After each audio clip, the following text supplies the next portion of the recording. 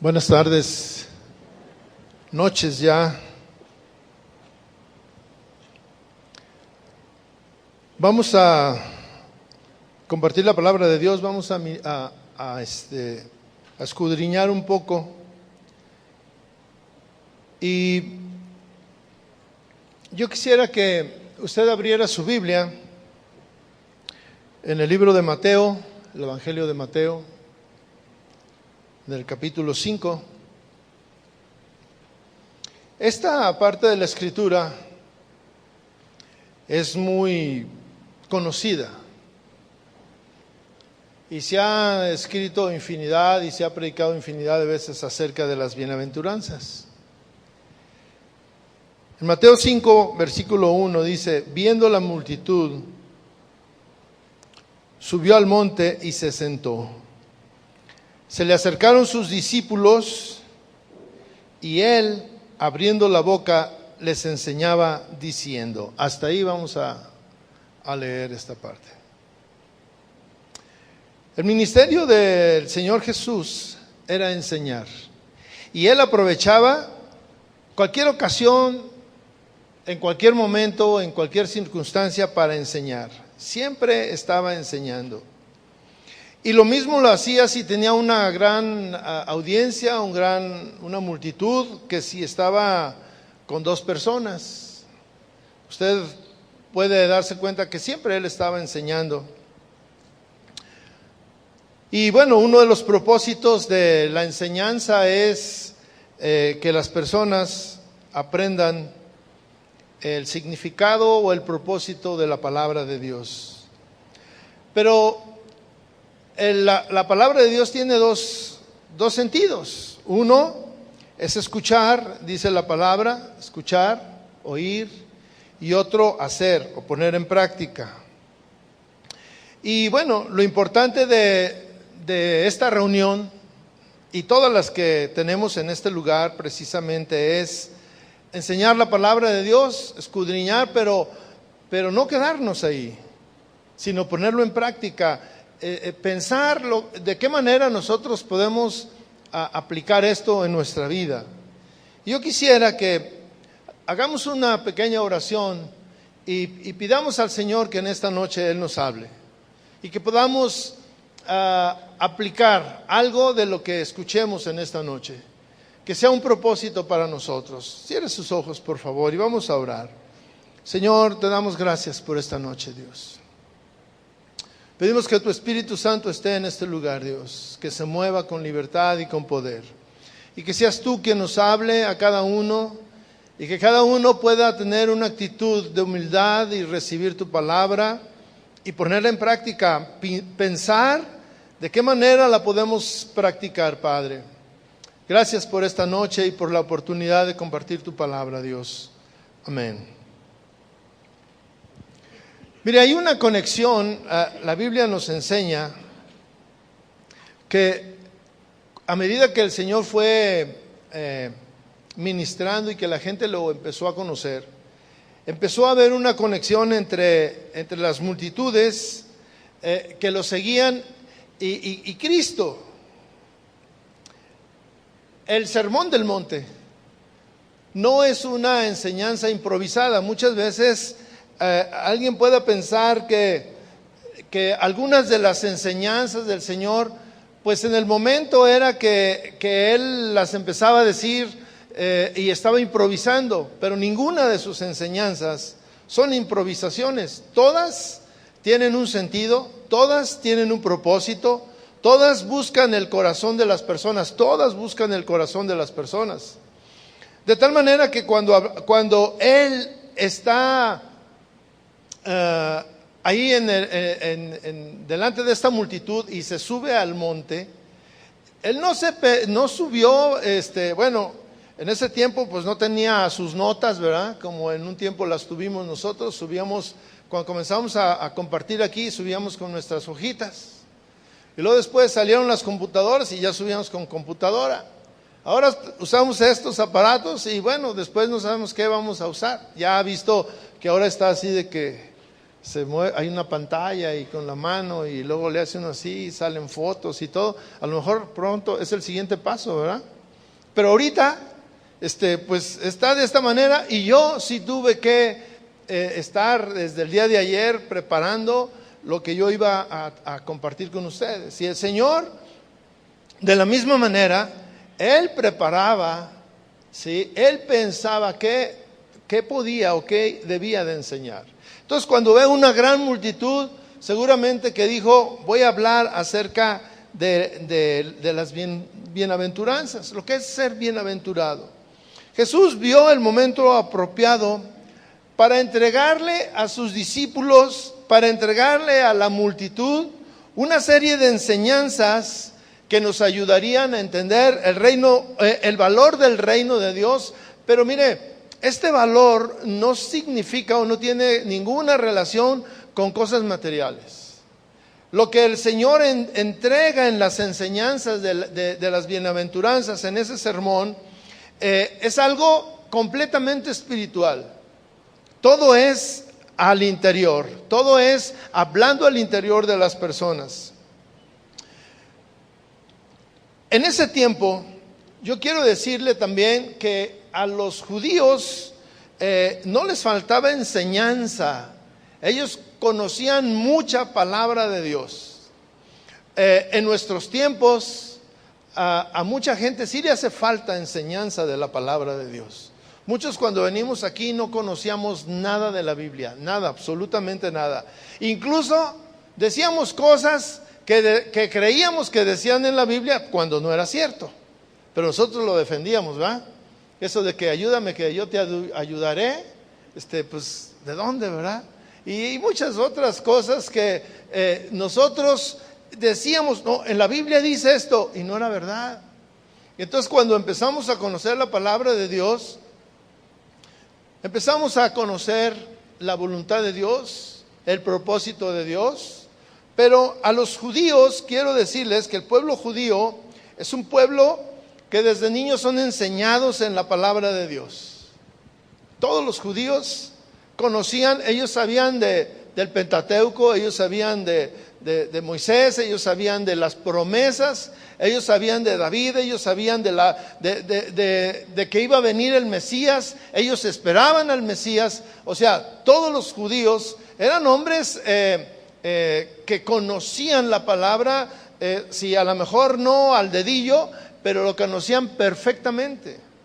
Entonces, ellos no necesitaban en cierta manera que les hablaran la palabra de Dios, porque ellos conocían toda la ley, todos los profetas, conocían todo y no necesitaban ser enseñados para conocer la palabra de Dios, pero sí necesitaban ser enseñados de una manera diferente. ¿Cuál es la aplicación de la palabra de Dios? ¿Hacia dónde lleva? A los judíos les enseñaban los escribas y los fariseos. Pero la enseñanza de estos hombres, que eran los que conocían la palabra de Dios, iban en un sentido y se centraba en el cumplimiento ciego de la ley. Ellos enseñaban a cumplir de una manera como un ritual, ¿sí? Si haces esto, bueno, está fácil, tienes que ir y llevar el sacrificio y no podías hacer esto y no podías hacer aquello. Ustedes saben que una de las cuestiones que más atacaron al Señor Jesús fue porque Él hizo unas cosas en el sábado. Y los judíos guardaban el sábado de una manera literal. No podían hacer nada, pero bueno, había otras cosas que al mismo tiempo las hacían, pero ellos más que nada era cumplir desde un punto de vista solamente de un ritual. Y muchos de nosotros así estábamos acostumbrados, y muchos de nosotros hoy en día seguimos acostumbrados a eso. No hemos cambiado, no hemos dado ese paso que Dios, que Cristo quiere que demos. Yo durante toda mi niñez asistí a la iglesia católica. Mi mamá me llevaba. Y bueno, me obligaba a ir. O me condicionaba a ir. Si yo no iba, no había domingo. Entonces, pues yo tenía que ir. Pero para mí era un ritual solamente. Mi mente estaba en otro lado. Yo no tenía una convicción de ir y escuchar lo que decía el sacerdote. Mucho menos poner en práctica lo que decía el sacerdote. Es muy fácil, es muy cómodo, como los judíos, si cometían pecados, ellos tenían la salida de que pues llevaban el sacrificio al altar para perdón de los pecados. De la misma manera, muchas veces, allá en el pueblo donde yo iba, la última vez que fui a contar mis pecados, salí con una cachetada. Porque allá, pues, teníamos que confesarnos frente al sacerdote. Y lo que le dije fue grave y me dio una cachetada. Entonces yo le dije a mi mamá, pues mira, yo jamás vuelvo a ir, porque pues me dieron ganas de regresársela. Entonces pues no, era el único que había. Entonces le dije, pues mejor ahí muere. Pero al final de cuentas, era un ritual, o había un propósito de ir. En aquel tiempo que yo iba, los hombres se sentaban de un lado y las mujeres se sentaban del otro.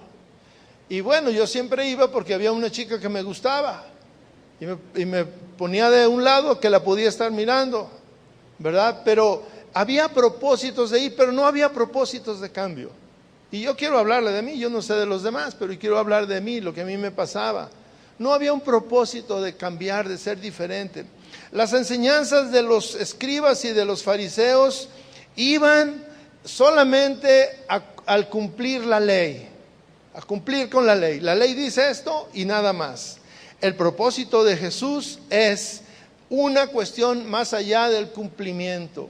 Es una cuestión espiritual, es una cuestión interna y que solamente se logra cuando estamos conectados con Jesús.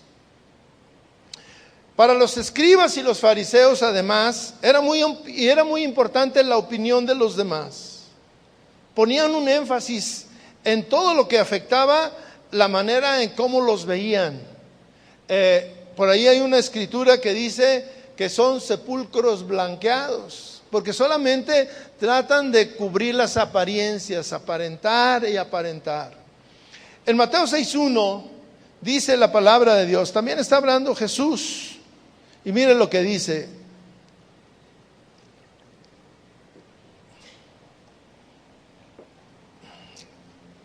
Dice, guardaos de hacer vuestra justicia delante de los hombres para ser vistos por ellos. De otra manera no tendréis recompensa de vuestro Padre que está en los cielos. Aquí hay algo muy, muy profundo. Guárdate de hacer vuestra justicia delante de los hombres para ser vistos. Es decir, no aparentes para que los demás crean que tú eres esto o eres aquello. Hace algunos años estábamos en un edificio aquí enfrente y en la reunión teníamos por costumbre levantar oración en voz alta. Había un momento de la alabanza y el que estaba ministrando nos decía que levantáramos una oración de una manera espontánea. ¿Cuántos recuerdan eso? ¿Cuántos estaban en ese tiempo? ¿Sí recuerda eso? ¿Sí? Nadie estaba de ese tiempo. Bueno, Chuy García sí estaba. No, tampoco.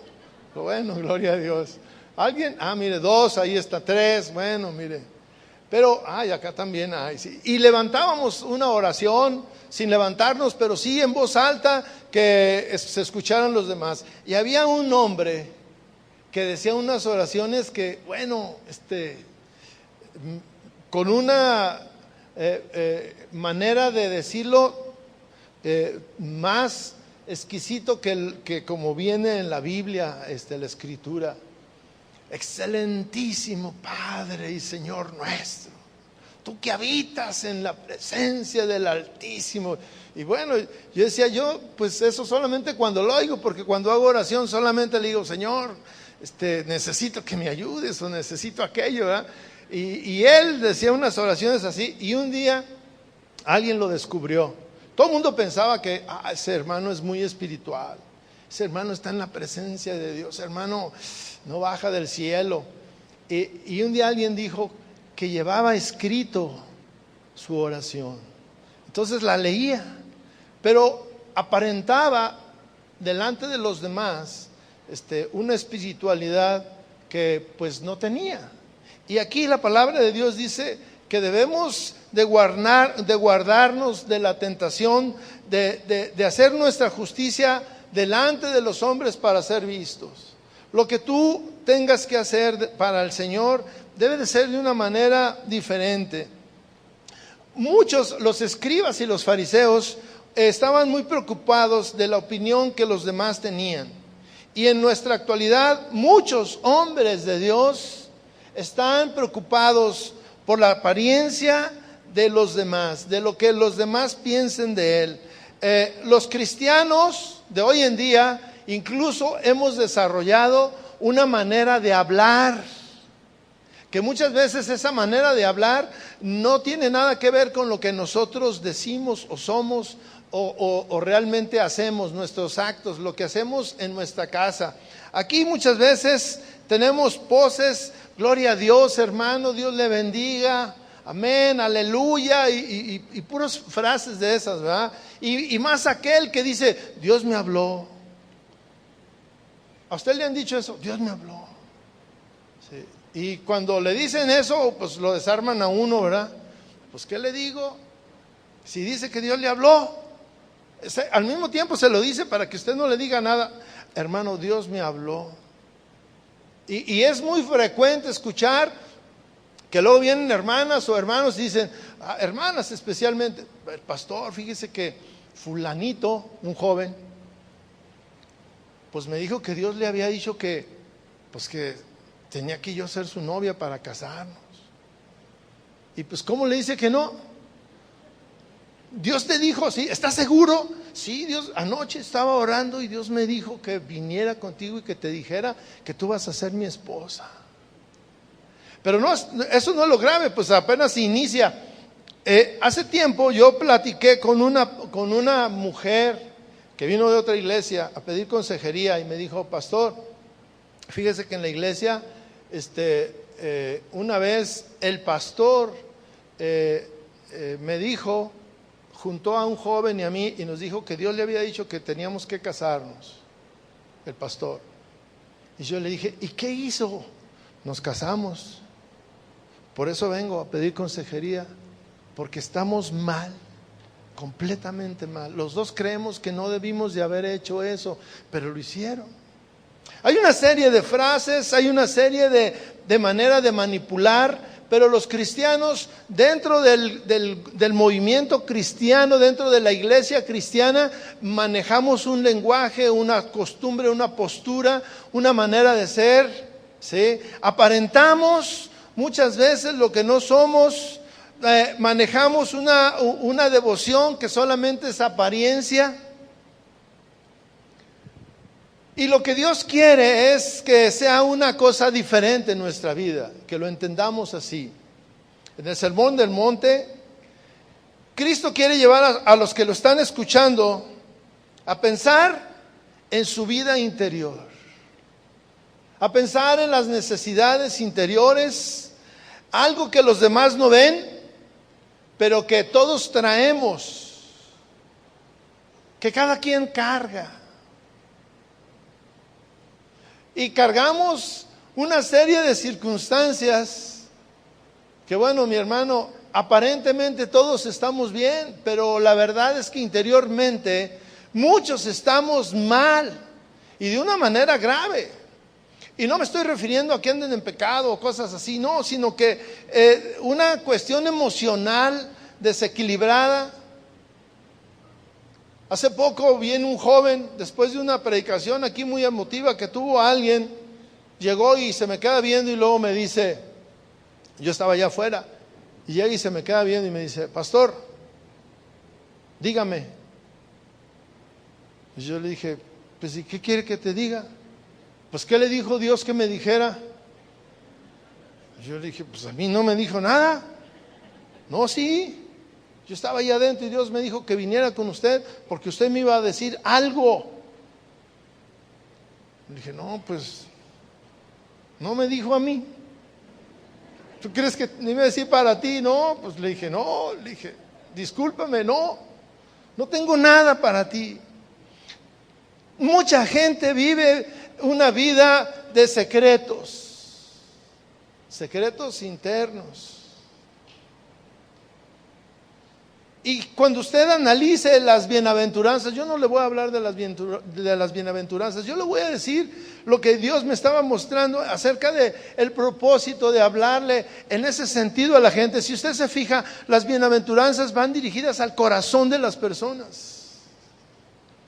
Y las personas, muchas de las que iban ahí buscando a Jesús, llevaban situaciones que muchas veces ni siquiera pensaban que era lo que iban a escuchar.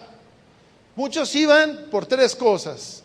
Uno, buscando la enseñanza del Señor, que Dios les mostrara cuál era lo que Él quería enseñarles acerca de lo que decía el Antiguo Testamento, pero que tenían que poner en práctica de una manera viva en sus vidas.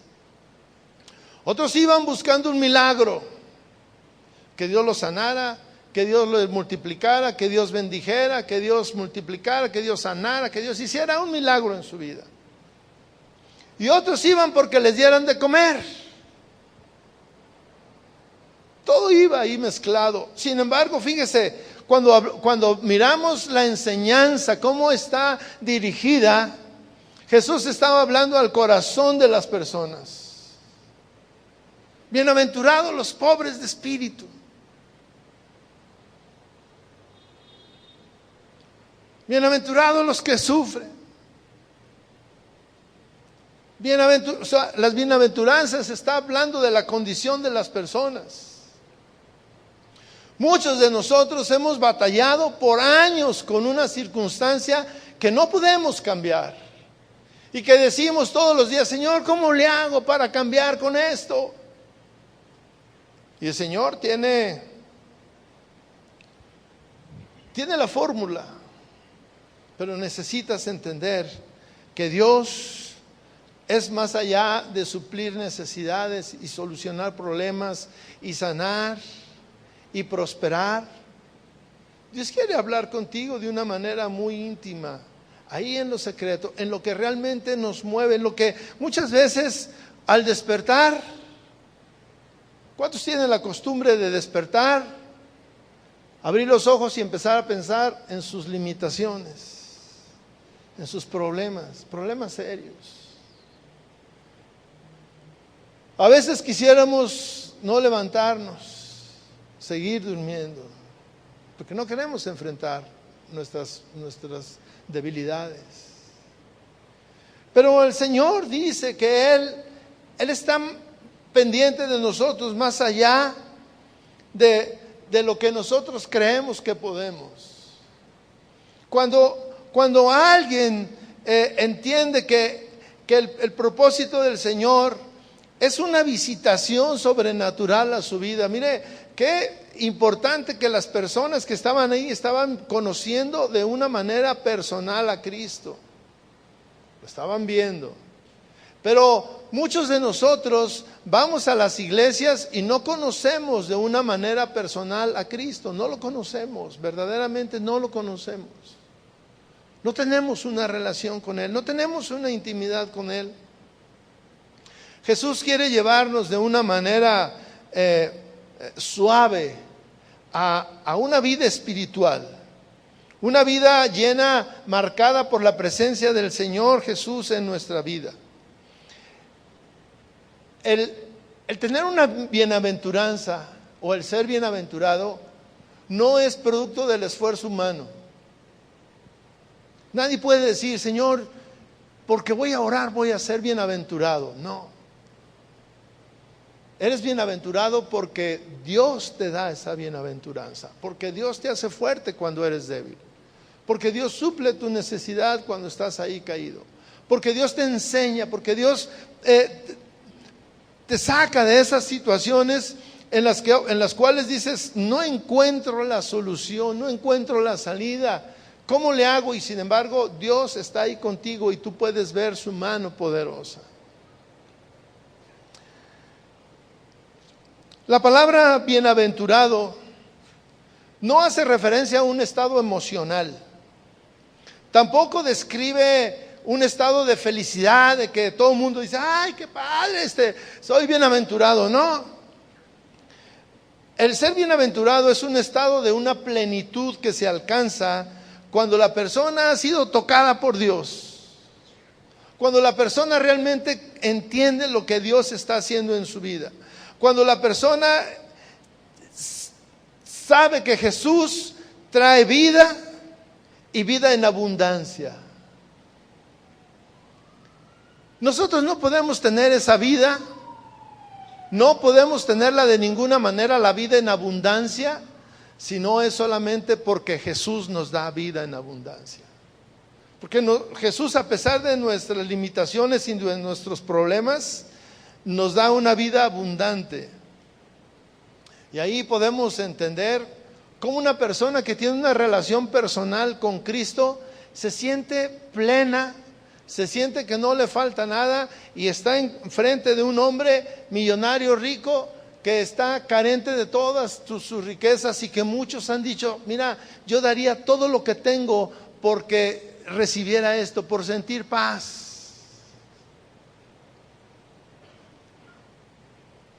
¿Cuántos hemos estado en una situación de desesperación y solamente el único que sabemos que nos puede dar la paz es Dios? ¿Y cuántas veces hemos recibido esa paz? Y estamos en paz, así tranquilos, a pesar de lo que está pasando. Hace poco yo estaba preocupado porque tenía que hacer unos pagos y no tenía dinero. Y no era mucho, pero estaba preocupado y no tenía paz y estaba desesperado y no fluían las cosas y todo esto. Y encuentro a una persona que estaba cerca de mí, que es mi amigo, y yo le estaba haciendo señas y no me ponía atención. Y mire, estaba de frente a mí y yo le hacía señas y no me veía. Entonces me acerco a él y le digo, oye, ¿qué onda? ¿Qué traes? ¿Qué te pasa? Me dijo, no, nada. Ya sabes, siempre que estamos todos bien, ¿verdad? ¿Cómo estás? Bien. ¿Cómo estás? Bien. Le digo, pues yo te estaba haciendo señas y no sé dónde andaba tu mente. Dijo, bueno, es verdad, te voy a decir. Me platicó la historia y se la voy a decir muy breve. Su esposa le detectaron cáncer en uno de sus senos. Ya lo tenía, me dijo que en cuestión de muy poco tiempo que le empezaron a hacer sus estudios, ya lo tenía duro completamente y le dijeron que tenían que hacerle quimioterapias y todas estas cosas. Le dijeron cuánto costaba el tratamiento. Tenían un seguro, pero tenían que pagar cierta cantidad.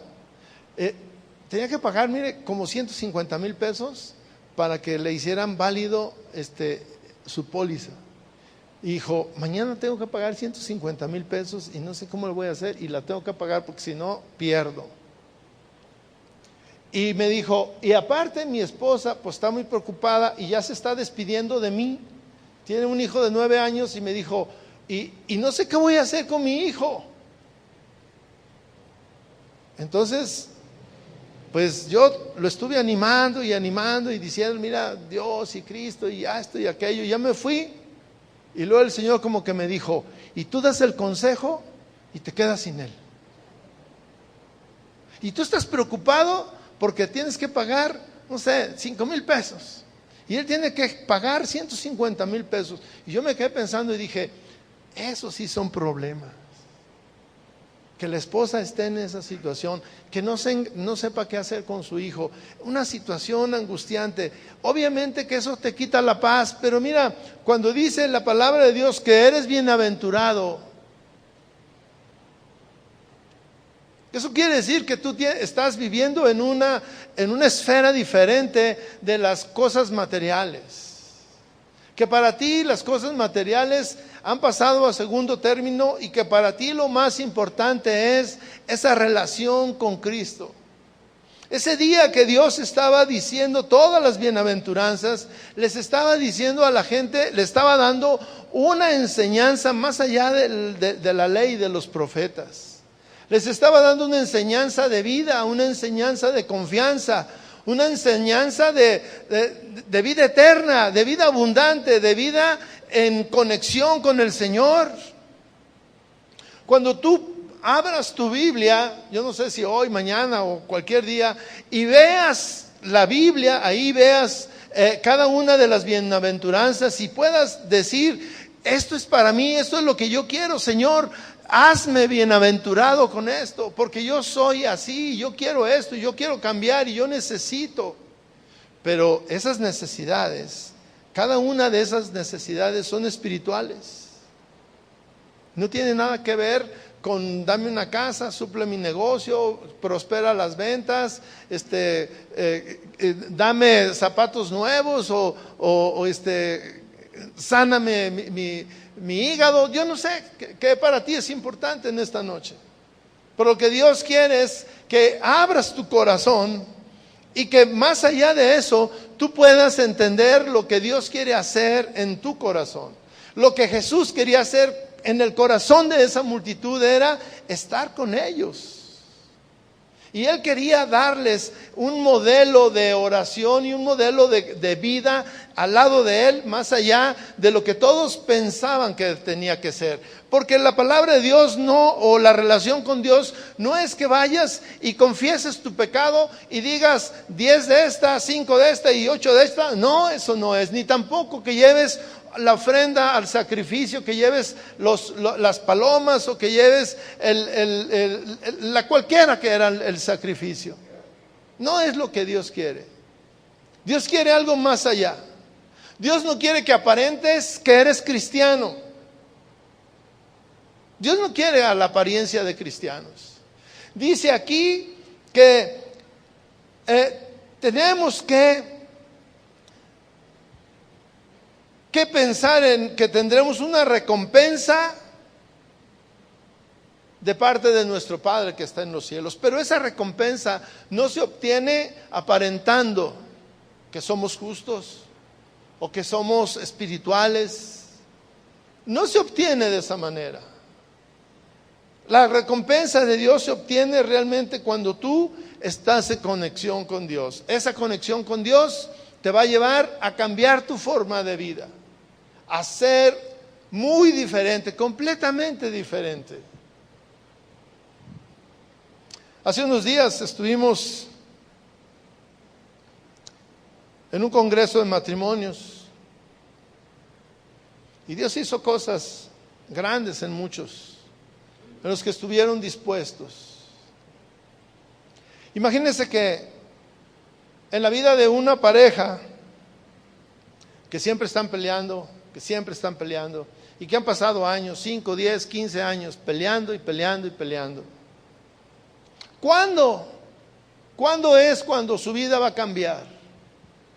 Su vida va a cambiar cuando dice la palabra de Dios, ponen en práctica la palabra de Dios, no antes. La vida de una pareja que reconoce que han estado, porque vinieron conmigo, por ejemplo, y con los otros pastores que estuvieron ahí, estuvieron buscando un momento de consejería y diciendo, pastor, ¿cómo le hago? Fíjese, una pareja joven, muy joven, subió a dar un testimonio. No es cierto, estábamos desayunando y me dijo, mire, yo le quiero decir algo. Yo vengo a este congreso con la firme intención de que si no nos arreglábamos, después de aquí yo le iba a pedir el divorcio a mi esposo. Y él dijo, yo también venía dispuesto a dárselo. Porque no podemos vivir así. Porque eso no es una vida, no es vida estar así.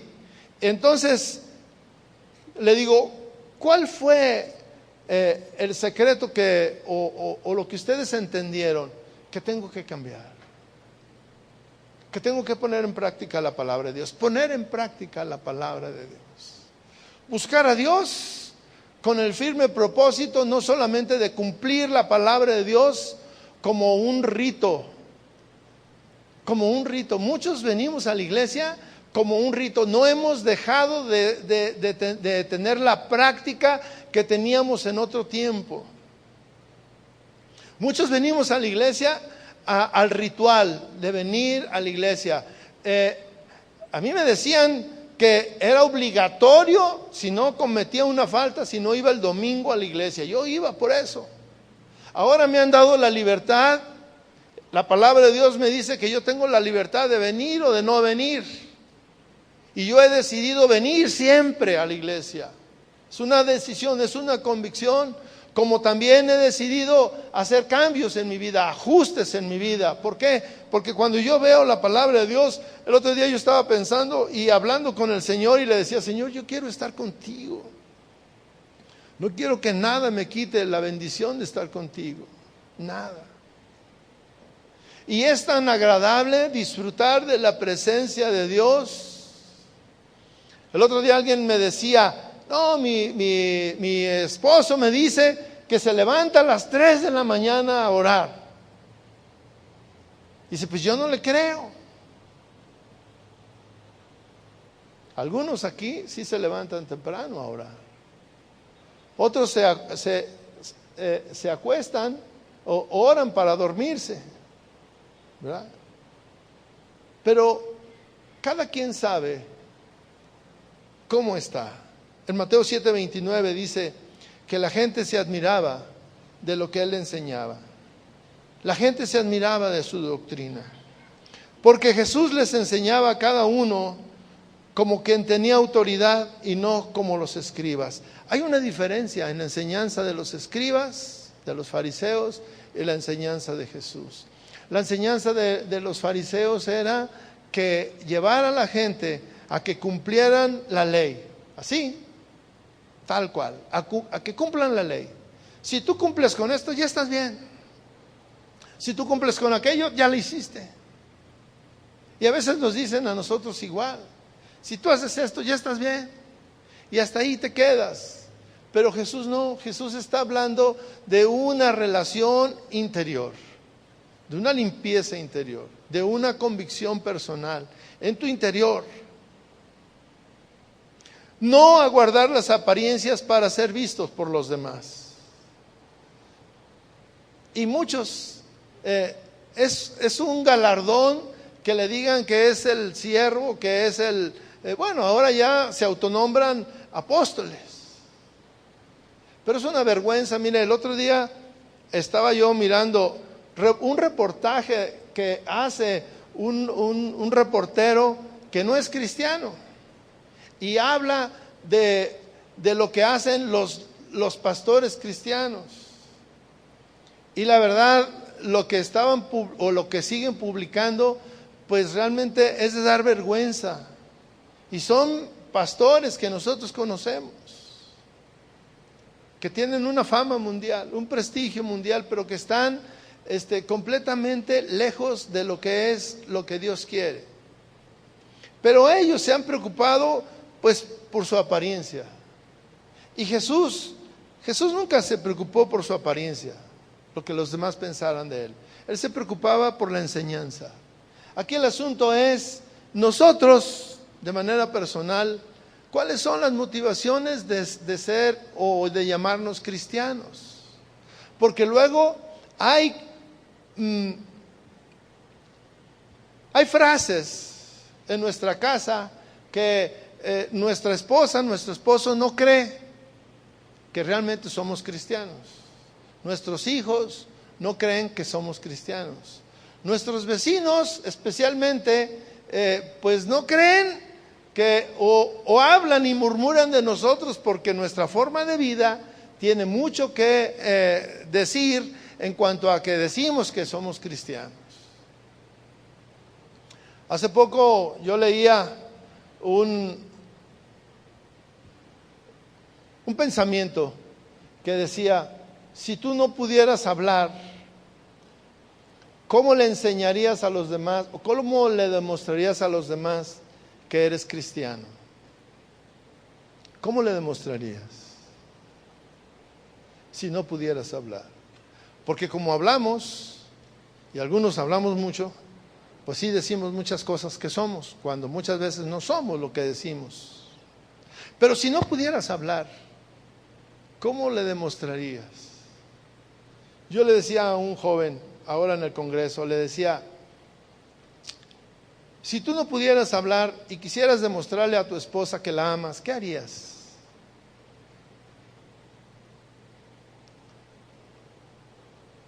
¿Qué harías para decirle a tu esposa que la amas? Hace poco también un joven me decía que estaba peleado con su esposa y él quiso contentarla y le llevó unas flores. Y la señora lo rechazó sus flores y rechazó la invitación a salir a cenar. Y me dijo, pastor, no quiere cambiar, yo le llevé flores y no me las rechazó y la invité a cenar y tampoco quiso. Entonces, ¿qué quiere? Le dije, quiere que cambies tu forma de vida.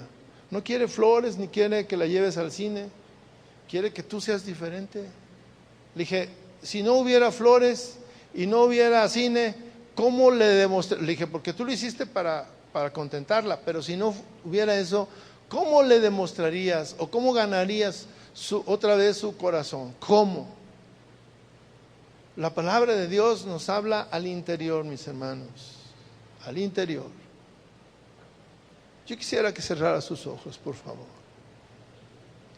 Hay mucho que aprender de la palabra de Dios. Y la palabra de Dios, más que nada, es personal.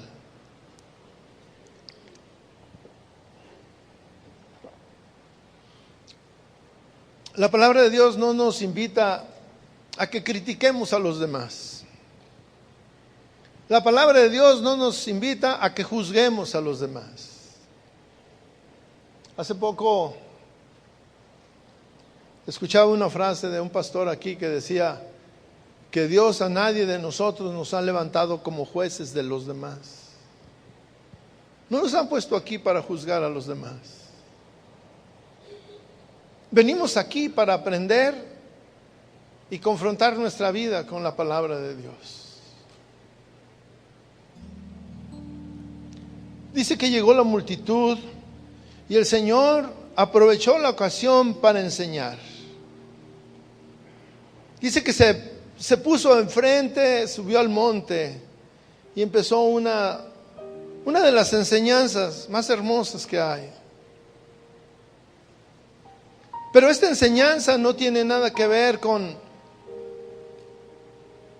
cuestiones materiales, solamente cuestiones espirituales. Bienaventurados los que tienen hambre y sed de justicia. Bienaventurados los débiles. Bienaventurados los que por causa de su nombre son perseguidos. Ellos serán bienaventurados. Y tal vez nosotros aquí pudiéramos encajar en alguno de esos personajes. Y necesitamos de Dios. Necesitamos que Dios toque nuestro interior. Necesitamos que Dios toque lo más profundo de nuestro ser. Ahí lo que tú sabes que hay en tu vida y que tal vez ha detenido una de estas bendiciones de parte de Dios, que no has recibido a causa de que tú solamente piensas tal vez que yendo a la iglesia el jueves y el domingo, o que trayendo una ofrenda o el diezmo, con eso estás cumpliendo. Y quiero decirte que no, eso es parte de la ley. Lo que Dios busca es tu corazón. Lo que Dios le estaba hablando a cada uno de los que estaban ahí en ese lugar era: abre tu corazón para que yo pueda entrar y pueda llenar tu vida. pueda llenarte. Todos tenemos problemas, todos tenemos limitaciones, todos sufrimos, pero muy pocos en medio de esas circunstancias sienten gozo, sienten paz y están dispuestos a recibir de parte de Dios lo que venga. Señor, tú conoces a cada uno de los que estamos aquí. Nos conoces perfectamente, Señor. Y siempre nos traes a este lugar con el propósito de enseñarnos. Pero enseñarnos para poner en práctica tu palabra, Dios. ¿Cuántas enseñanzas hemos recibido en este lugar, Señor? ¿Y cuántas hemos aplicado? ¿Y cuántas se nos han olvidado al salir de este lugar, Señor? Pero en esta noche, Dios, queremos abrir nuestro corazón a ti, Dios. Queremos ser bienaventurados al recibirte, Señor, al recibirte a ti con todas tus bendiciones, Señor. Queremos ser llenos de tu Espíritu Santo en esta noche, Señor. ¿Por qué no se pone de pie y levanta sus manos al Señor y le dice: Señor, yo necesito que tú me llenes, Dios. Señor, yo necesito que tú estés conmigo en medio de mis necesidades, de mis limitaciones, de mis problemas. De más allá de que me he detenido a pensar que tú eres espiritual y no eres material, y que lo que tú provees no es material solamente, sino espiritual especialmente, Señor. Lléname, Jesús. Levante sus manos y habla con el Señor y dile: Señor, lléname en esta noche, Jesús. Te necesitamos tanto. Dígale: Señor, yo te necesito tanto, Dios. Tal vez mi carácter, tal vez mi problema con mi esposa, con mi esposo, Señor, tal vez con mis hijos, tal vez en mi negocio, tal vez en mí mismo, Señor, porque el problema soy yo. De todo lo que pasa a mi alrededor, el problema soy yo, Señor. Y necesito cambiar, Jesús.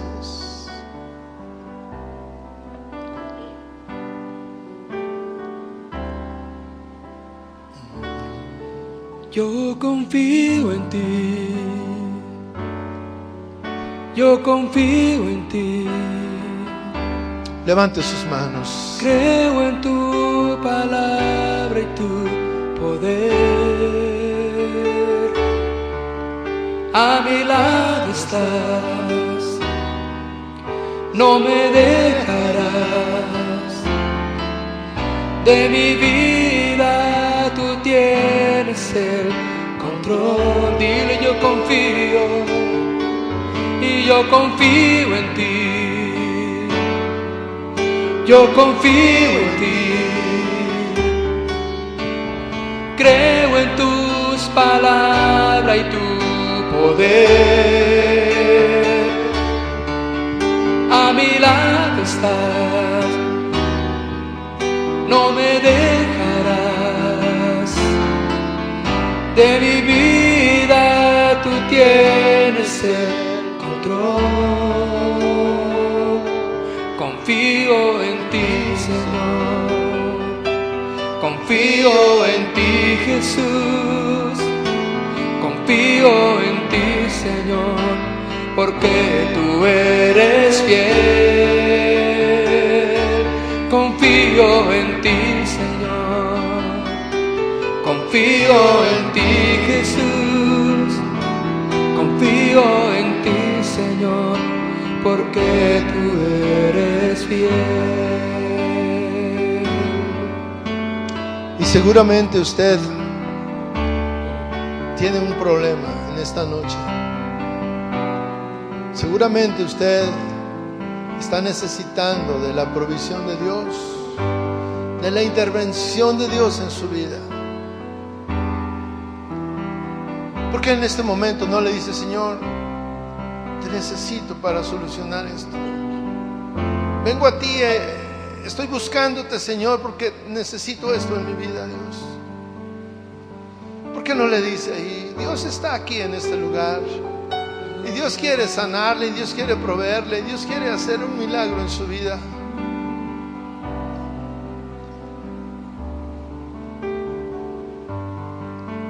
Confía en el Señor, Él está aquí en este lugar. En la prueba, en la aflicción, tú estás conmigo, mi Señor. Si hay tormenta o tribulación, tú estás conmigo, Señor. Dile otra vez. En la prueba y en la aflicción, tú estás conmigo, mi Señor.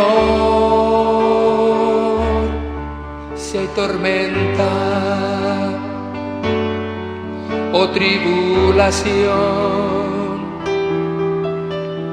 tú estás conmigo, mi Señor. Dile: yo confío, y yo confío en ti, yo confío en ti. Creo en tu palabra y tu poder.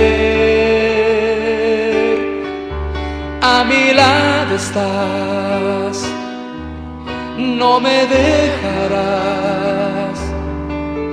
De mi vida tú tienes el control. Levanta tus manos y dile: yo confío en ti, yo confío en ti. Creo en tu palabra y tu poder. A mi lado estás y no me dejarás. De mi vida tú tienes el control. Confío en ti, Señor. Confío en ti, Jesús. Confío en ti, Señor, porque tú eres fiel. Confío en ti, Señor. Confío en ti, Jesús. Confío en ti, Señor, porque tú eres fiel.